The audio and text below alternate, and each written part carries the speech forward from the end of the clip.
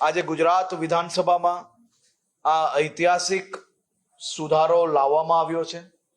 આ ઐતિહાસિક સુધારાના માધ્યમથી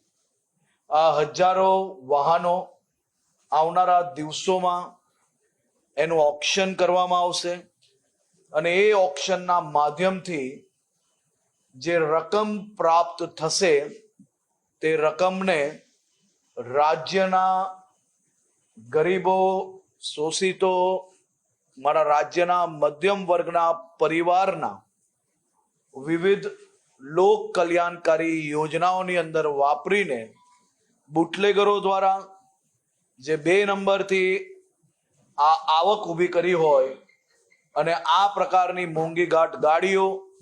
અને વાહનો પ્રાપ્ત કર્યા હોય તેને વેચીને રાજ્યના નાગરિકોને મદદ કઈ રીતે પહોંચે તે દિશામાં સરકાર દ્વારા આ ઐતિહાસિક સુધારો લાવવામાં આવ્યો છે।